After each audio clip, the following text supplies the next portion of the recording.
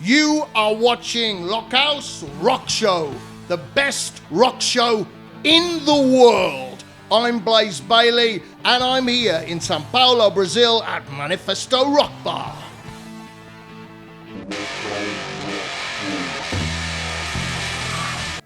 E hoje a gente Hello. Hello. Hello. Yes, I'm Blaze Bayley. Thank you very much for coming to interview me. I'm on tour in Brazil. This is the start of the Soundtracks of My Life World Tour.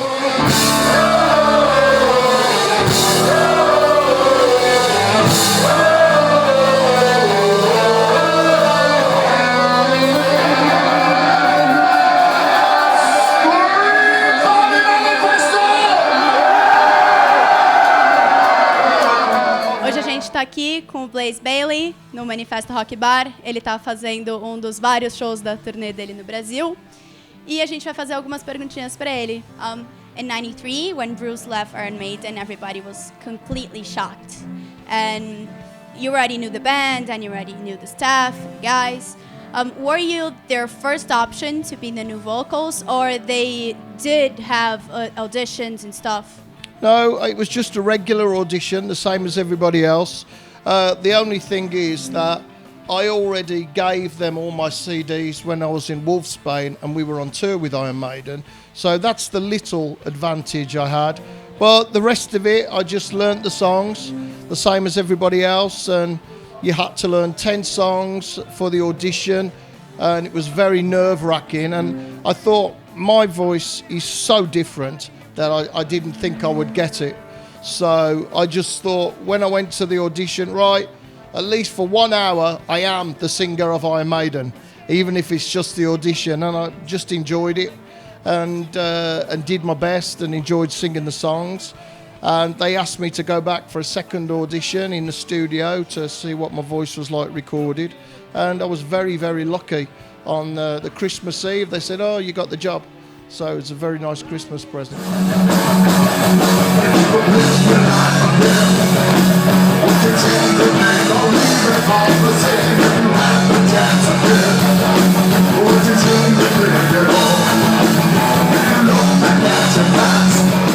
Were the guys in Wolfsbane like kind of mad, or were they okay? You left? Yeah, because I had to keep everything a secret. I couldn't. I couldn't tell anybody that I was going to join Iron Maiden or that I was even doing an audition for Iron Maiden. They said, you mustn't tell anybody, otherwise there's no chance for you to get it. So it was a very difficult time. What was it like to suddenly you're playing Iron Maiden and your vocals are totally different from Bruce, but you're doing a great job? And what was your expectations with the fans and the critics? Well, I think it's like football in many ways, that it's the same game. And maybe, you know, in Wolfsbane, then we're in the Sunday League or in the low division. But you join Iron Maiden and then you're playing for England and every night is the World Cup. So that's the kind of difference in pressure. It's the same game, but the pressure is so much different. Hundreds of interviews, hours and hours of interviews, and a lot of traveling, and so it's a lot. It's a very, very intense, and you don't get to meet the fans because Iron Maiden is so big.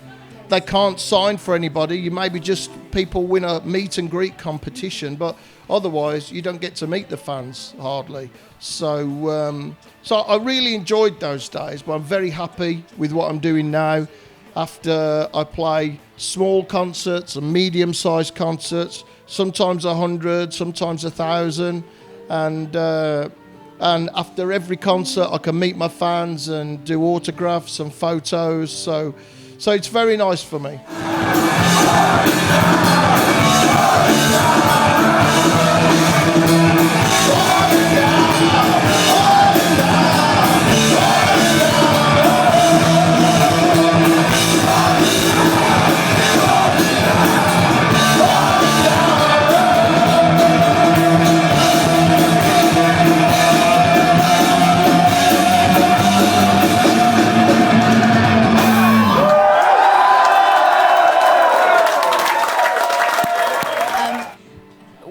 when you were in Iron Maiden, did you always think I'm gonna be here, or did the guys always tell you, hey, Bruce, maybe come back, maybe coming back, maybe not?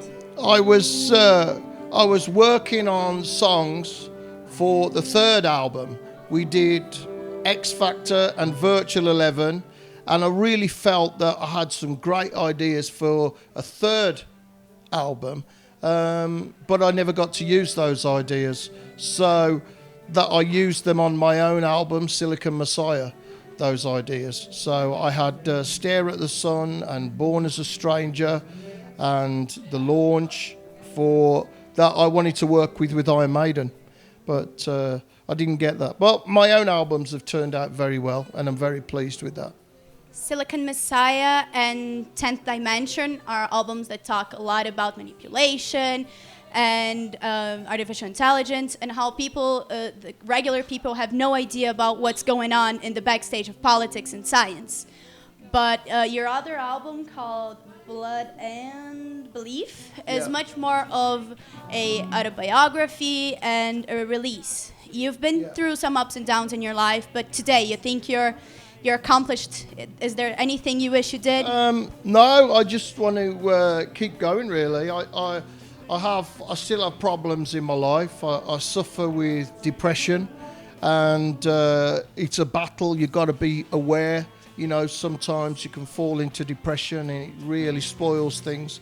But otherwise, I just try hard to be here in the moment, to enjoy every day, to enjoy meeting my fans.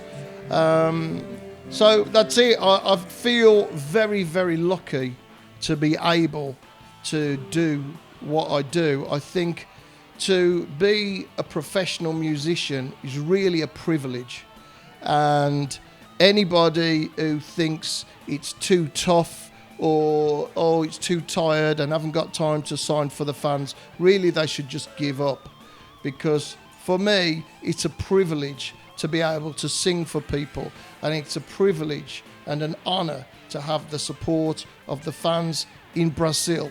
And over many years, through ups and downs, I always got messages from my fans in Brazil, please carry on, make another album. So for me, it's been very important. And now Brazil is the number one country for me in the world.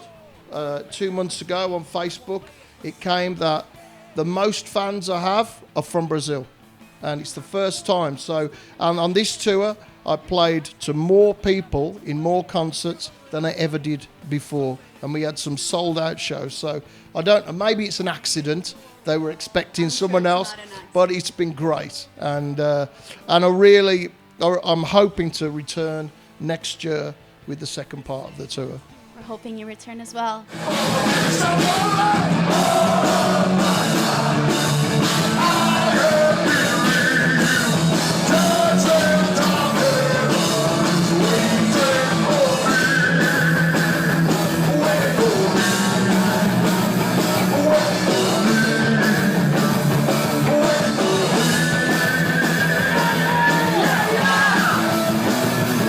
After your wife, Debbie, died, you went through some really hard things as well. But the one thing that we knew here in Brazil and in the world is that you were showing us, and you were showing yourself that you were keep going, and you could get through it and be strong. You're such an inspiration. And today, who inspires you? Well, I had my first child, and I have a daughter. She's 2 years old, and I think that is a real inspiration, because to be famous is not important. It's just not important. It's nice, it's a lot of fun, but it's not important. But to be a father, and I think to be a parent and try and be a good parent, that's important. That's worthwhile.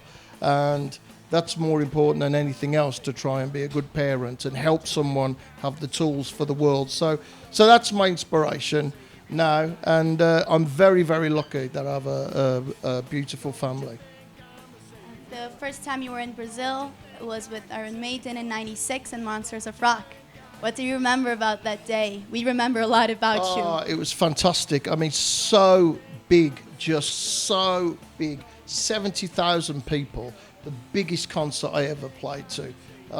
It was just fantastic. And it was on internet all over the world, and it was crazy. And here's one really magical thing about that concert is we started to play 2 minutes to midnight, and some fans looked at the time and it was 2 minutes to midnight, and we didn't plan it. It was a complete accident, and it was really, really cool because loads of people said after, "Oh, did you plan it? It was so cool." No, it was just an accident that at 2 minutes to midnight, we played 2 minutes to midnight. So that's something I remember, and I remember it being massive, just huge. I just want to say it's an honor and a privilege to be here to meet you. And to meet a person that not just played in Iron Maiden and is a great musician, but one of your albums in your solo career was told to be in the last 10 years, one of the best heavy metal albums. And is there anything you want to say to your fans in Brazil and all over the world? Just a huge thank you to all of my fans for the support that you've given me over the last few years. And I hope to see you all on the Soundtracks of My Life World Tour. Ha ha! Can I have a hug? All right then.